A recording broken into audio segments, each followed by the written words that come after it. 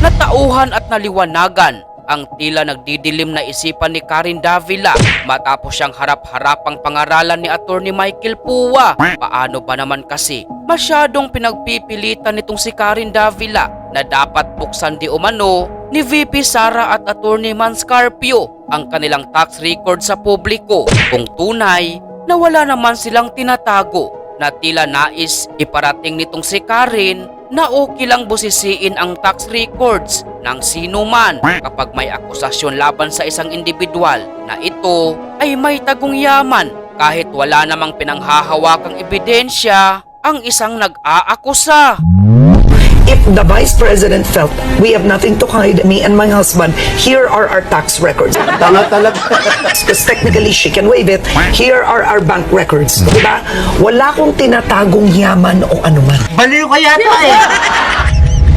Bunga ng pahayag na ito ni Karen Davila ay nag-undergo tuloy siya sa masterclass lesson ni Attorney Michael Pua kung saan labis siyang pinangaralan upang mahimasmasan ang tila nagugulumihan ng isipan niya.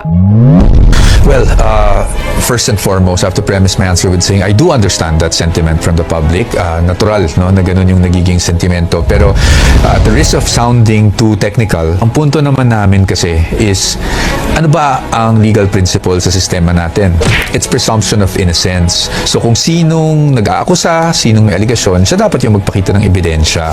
And so ang punto lang namin is, kung meron talaga kayong mga ebidensya to support your allegations, kayo yung maglabas. Hindi naman pwedeng sabihin natin na lang na, ay, sa tingin ko may ginawa kang pagkakamali. Ikaw na maglabas ng mga ebidensya kasi kung wala ka namang tinatago, hindi mo yan pipigilan.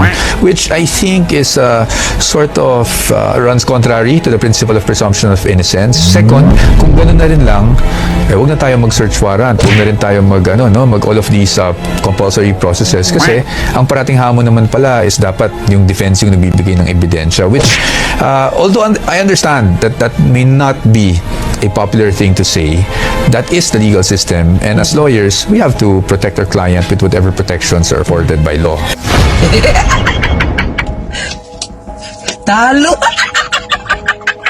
Sorry.